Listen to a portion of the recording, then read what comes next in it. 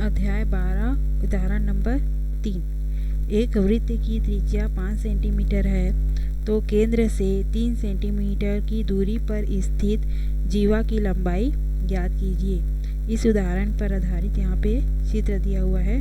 चित्र में एक वृत्त दिया गया है आकृति 35 में और बोल रहा है इस वृत्त की त्रिज्या 5 सेंटीमीटर है। इस वृत्त की त्रिज्या OA बराबर 5 सेंटीमीटर है और त्रिज्या से एक जीवा पर की जो लंबाई है केंद्र से जीवा की लंबाई कितनी है 3 सेंटीमीटर है।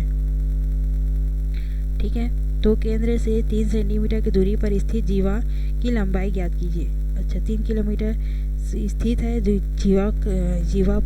जीवा से केंद्र की जो दूरी है वो कितनी है 3 सेंटीमीटर।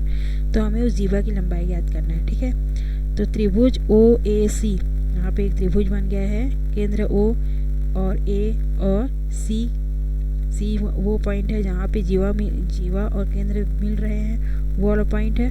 और जीवा क्या है A और B, A से B पूरा हमारा एक वृत्त पर जीवा है। ठीक है, तो त्रिभुज OAC में इस त्रिभुज में OAC में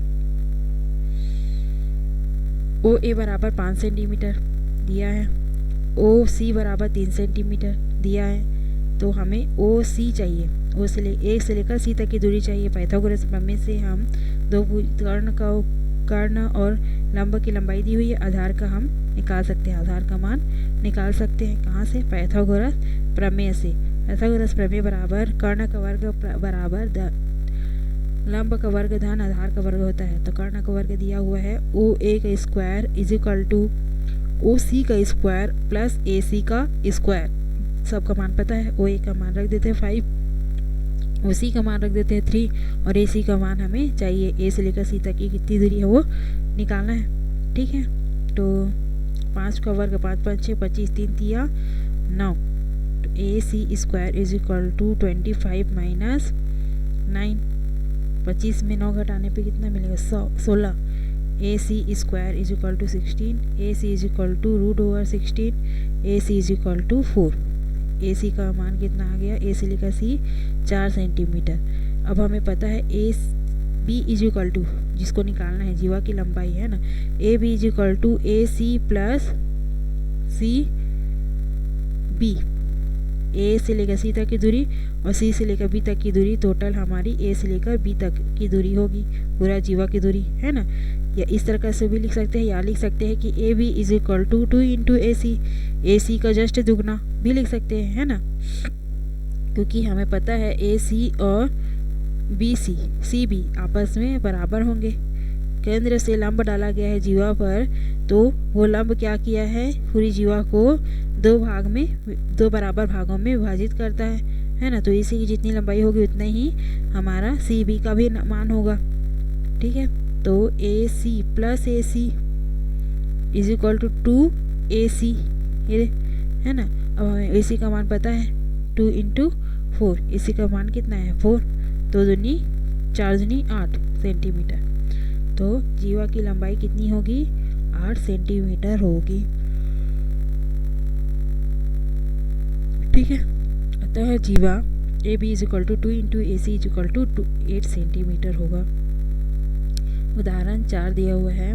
किसी वृत्त के केंद्र से 5 सेंटीमीटर की दूरी पर स्थित, किसी वृत्त के केंद्र से 5 सेंटीमीटर ये दूरी है, जीवा की दूरी है ना। जीवा की केंद्र से दूरी 5 सेंटीमीटर है और जीवा का माप दिया हुआ है, पूरा जीवा का माप 24 सेंटीमीटर है। तो वृत्त का व्यास बताइए।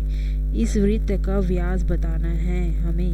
व्यास वो होता है जो केंद्र से होकर जो गुजरता है और वृत्त की परिधि पर 2 पॉइंट पे मिलता है। ठीक है, वृत्त का व्यास ज्ञात कीजिए। हमें क्या क्या पता है, OR है ना, वृत्त के केंद्र से जीवा पर की दूरी है ना, जीवा के मध्य बिंदु से दूरी है 5 सेंटीमीटर।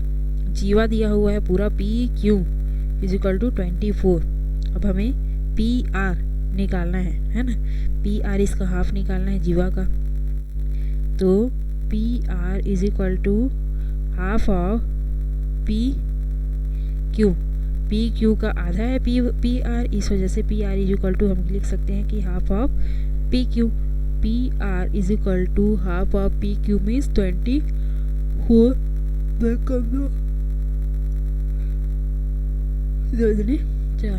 पी आर का मान निकल गया कितना 12, तो मतलब ये मिल गया 12, ये मिला है 5 सेंटीमीटर।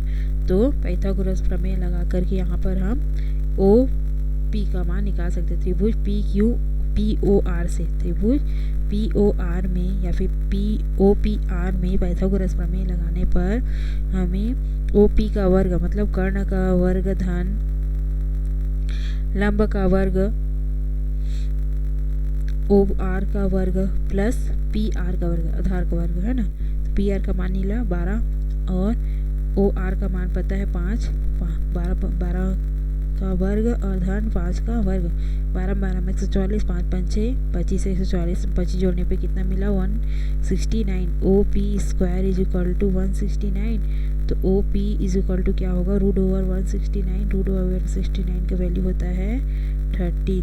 तो ओ पी मतलब कि वृत्त की त्रिज्या हमें 13 सेंटीमीटर मिलेगी है ना। 13 सेंटीमीटर जब त्रिज्या है, हमें पता है व्यास त्रिज्या व्यास बराबर क्या होता है 2 गुणित त्रिज्या, 2 गुना होता है 2 गुना होता है व्यास किससे त्रिज्या से। तो 2 गुणित त्रिज्या कितना आया है 13, 13 दूनी 26 सेंटीमीटर। वृत्त का व्यास पूछा था प्रश्न में, 26 सेंटीमीटर इस वृत्त का व्यास होगा। ठीक है, उसके बाद है 5वां उदाहरण 5। एक रेखा L से है ना, एक रेखा L दो सकेंद्री वृत्तों मतलब एक ही केंद्र में बनने वाले वृत्त को ही सकेंद्री वृत्त कहते हैं ना। तो रेखा L से दो सकेंद्री वृत्तों को A B C D बिंदुओं पर प्रतिच्छेद करती है। ये जो रेखा L है वो दोनों वृत्तों को कहाँ पे दोनों सकेंद्री वृत्तों को कहाँ पे प्रतिच्छेद करती है, पॉइंट A पे, B पे, C पे और D पे।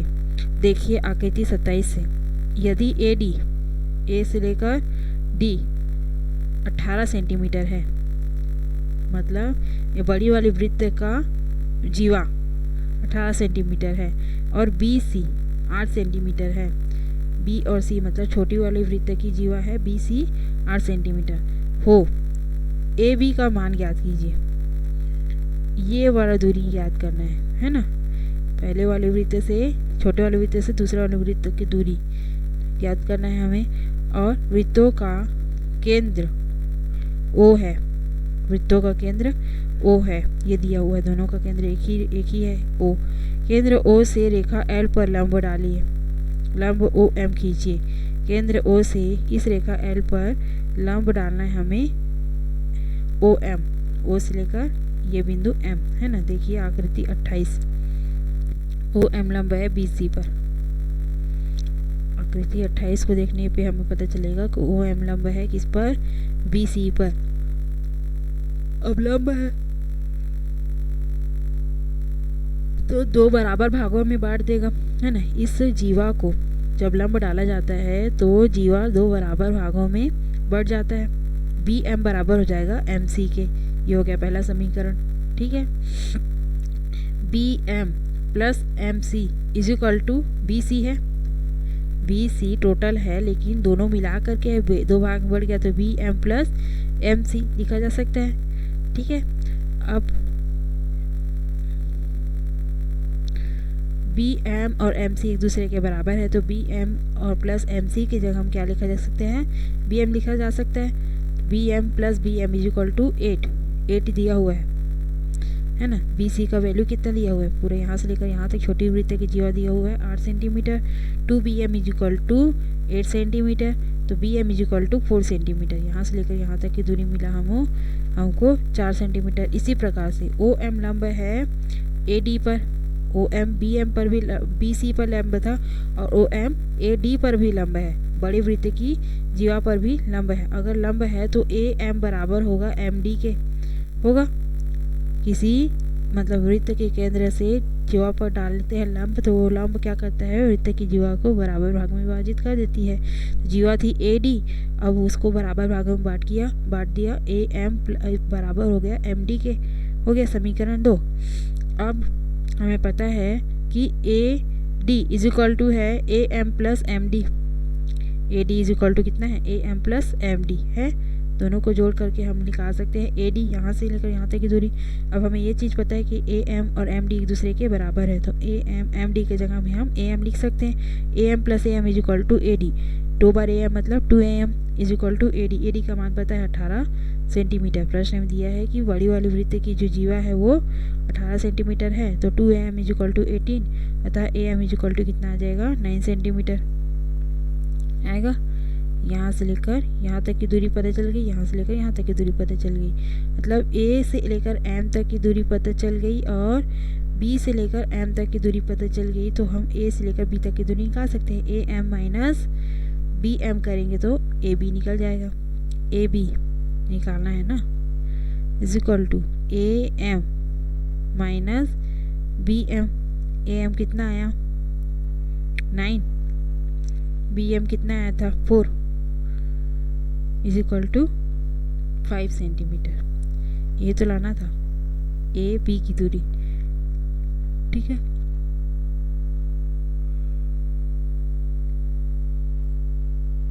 आंसर 6वां दिया हुआ है, उदाहरण 6। एक वृत्त की 2 जीवाएं हैं पी क्यू आर एस। चित्र आकृति 29 को देखने पे पता चलेगा कि एक वृत्त दिया हुआ है, इसकी 2 जीवाएं हैं पी क्यू और आर एस, समांतर है। दोनों जीवाएं क्या है, आपस में समांतर है। जीवा और जीवा ए बी जीवा, ए बी जो जीवा है वो पी क्यू का लंब समद्विभाजक है, पी क्यू का लंब समद्विभाजक है। सिद्ध कीजिए कि ए बी जीवा आर एस को भी समद्विभाजित करती है, ये हमें सिद्ध करना है। हम जानते हैं कि जीवा की लंबार्धक वृत्त के केंद्र से होकर जाती है। हम जानते हैं कि वृत्त की जीवा का लंब अर्धक किससे जाती है, लंब जो होता है वो केंद्र से होकर गुजरता है ना। जीवा पर अगर लंब है तो वो केंद्र से ही जाएगा, वृत्त के केंद्र से होकर जाता है। अतः ए बी जीवा पी क्यू का लंब समद्विभाजक है। ए बी जीवा पी क्यू का लंब समद्विभाजक है, इसलिए ए बी वृत्त के केंद्र से होकर गुजरेगा, वृत्त के केंद्र से होकर जाएगा।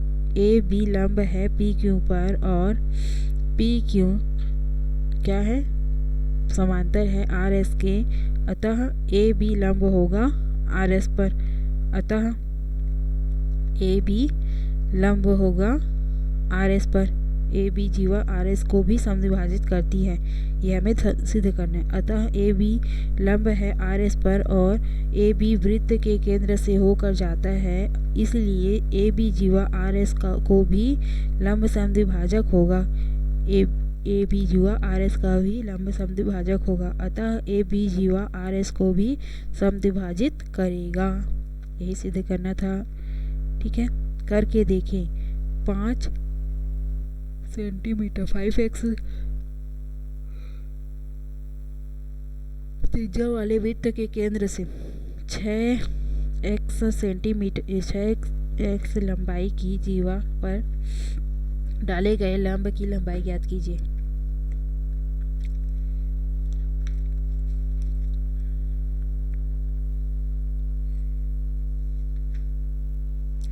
फाइव एक्स त्रिज्या वाले वृत्त के केंद्र से 6x लंबाई की जीवा पर डाले गए लंब की लंबाई ज्ञात कीजिए। एक त्रिज्या है, एक वृत्त है जिसकी त्रिज्या है 5x, ठीक है, केंद्र से, और एक जीवा है 6 सेंटीमीटर की ये जीवा है जो 6 सेंटीमीटर की है, इस जीवा पर जो लंब डाला गया है इस केंद्र से, केंद्र O से इस जीवा AB पर लंब डाला गया है, ये 6x है ना। इस लंब की लंबाई हमें निकालनी है।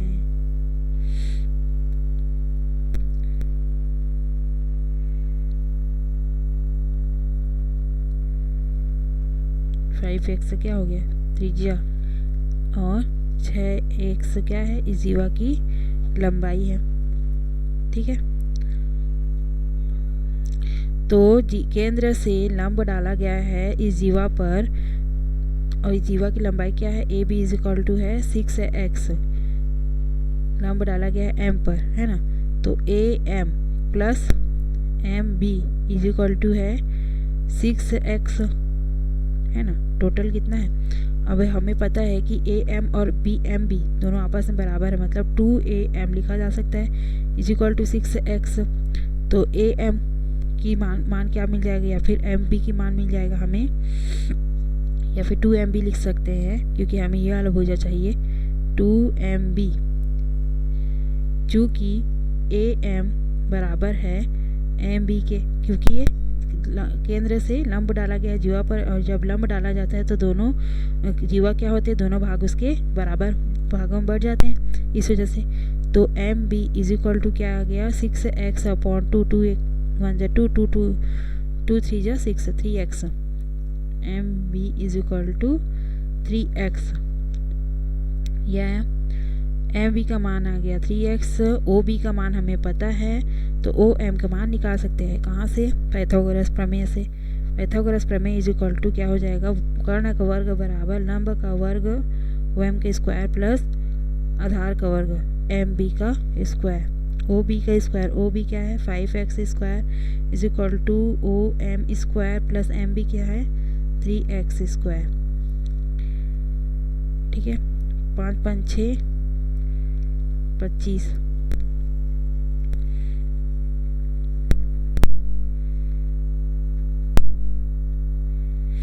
OM square is equal to 25x square minus 3x, इस तरफ जाएगा तो माइनस हो जाएगा ना, 3 तिया 9x स्क्वायर। तो OM square is equal to कितना है 16x square, OM is equal to कितना आएगा रूट ओवर 16x स्क्वायर कितना है, OM is equal to 4x, है ना। तो 5x त्रिज्या वाले वृत्त के केंद्र से 6x लंबाई की जीवा पर डाले गए लंब की लंबाई कितनी होगी OM, यही लंब की लंबाई थी, कितना आया 4x आंसर।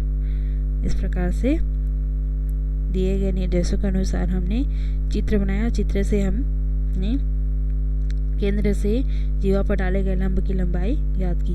ठीक है, नेक्स्ट देखते हैं इसके बाद प्रश्नावली 1।